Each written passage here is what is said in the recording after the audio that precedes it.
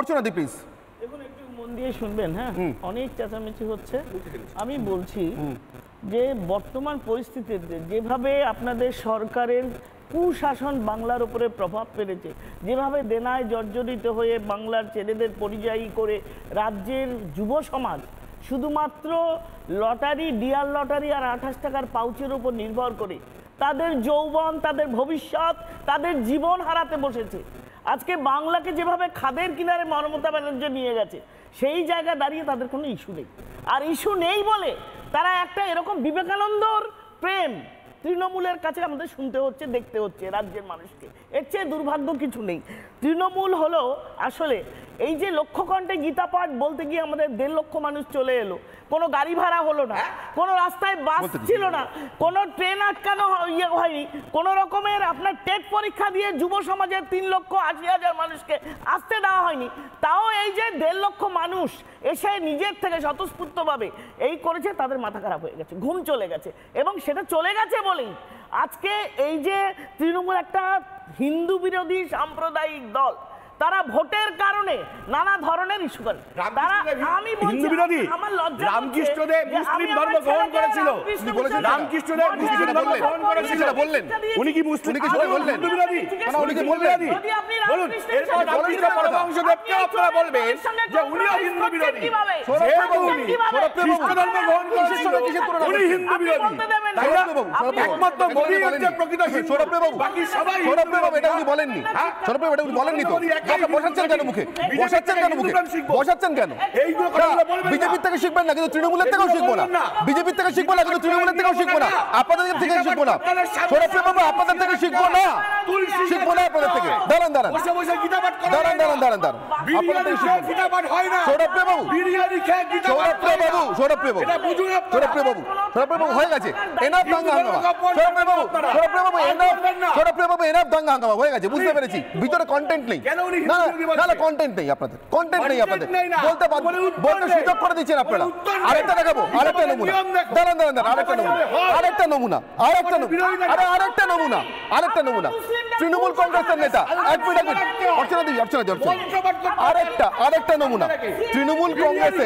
তৃণমূল কংগ্রেসের নেতারা মনে করেন, অর্চনা দেবী, এক মিনিট, দাঁড়ান দাঁড়ান দাঁড়ান, সময় দেবো, সময় দেবো, হ্যাঁ সেই তো।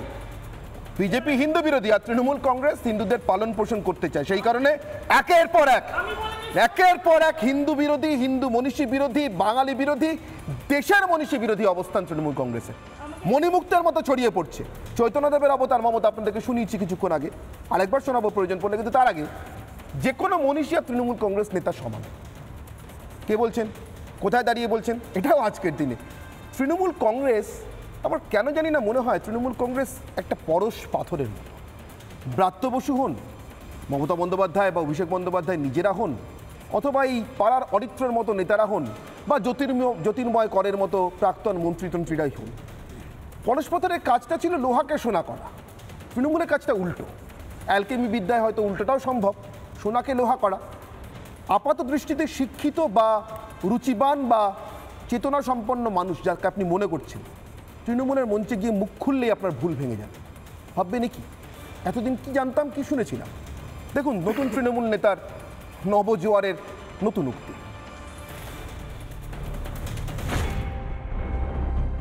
কোনো মনীষী কোনো কাউকে নিয়ে যদি আর কোনো রকম কুরুচিকর মন্তব্য করে, আমরা কিন্তু বুঝিয়ে দেব।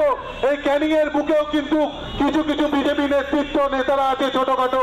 আগামী দিন বুথে বুথে আমাদের যারা তৃণমূল যুব কংগ্রেসের কর্মীবৃন্দ আছে, আমি সকলকে বলে দেবো, আমাদের কোনো নেতৃত্বর নামে যদি বিজেপির কোনো নেতা কোনো কুরুচিকর মন্তব্য করে, বুথ থেকে যেন আগামী দিন বিজেপির কোনো কর্মী ঘর থেকে বেরোতে না পারে। সেটা সুকান্ত মজুমদারের বাবা এলেও কিন্তু আটকাতে পারবে না তৃণমূল যুব কংগ্রেসের কর্মীদের। নিশ্চিতভাবে আমাদের নবজাগরণের মনীষীদের উদ্দেশ্যে বা তাদের নাম করে যদি কেউ খারাপ কথা বলে, আমি বেআইনিকে সমর্থন করতে পারছি না, কিন্তু তাকে যদি কেউ ঘর থেকে বেরোতে দেবেন না বলেন, বুঝতে পারি তাও ক্ষোভের বহিঃপ্রকাশ, সমর্থন না করেই বলছি।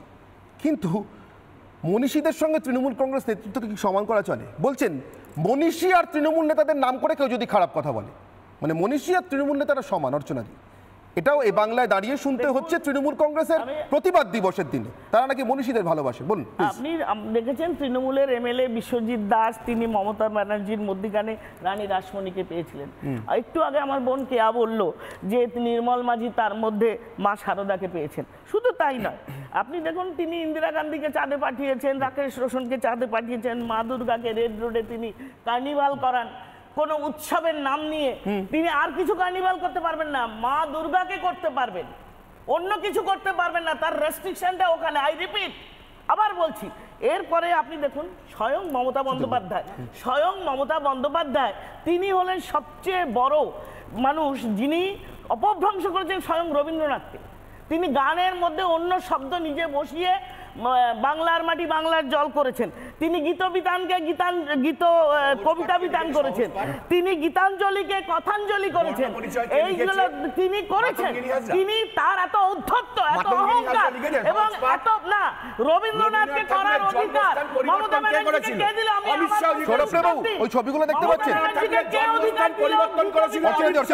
সৌরভবাবু ওই ছবিটা দেখতে পাচ্ছেন? এটা পরেশ পালের পাড়ায় স্বামী বিবেকানন্দ, রবীন্দ্রনাথ এবং নেতাজির মূর্তির কোথাও আপনি ওদের নাম পাবেন না। এই ছবিটা 7 দিন ধরে দেখানোর পর 1 মিনিট 7 দিন ধরে ছবিটা দেখানোর পর দেখুন বড় বড় করে পরেশ পালের নাম আছে, কার মূর্তি তার নাম নেই। 7 দিন ধরে সৌরভবাবু একদম 7 দিন ধরে ছবিটা দেখানোর পরে পরেশ পালের 4 অক্ষরের 6 অক্ষরের গালাগালি আমাদের প্রতিনিধি খাওয়ার পরে এগুলো ঠিক হয়েছিল। এরা তৃণমূলের এরা মনীষী প্রেম দেখাতে আসে।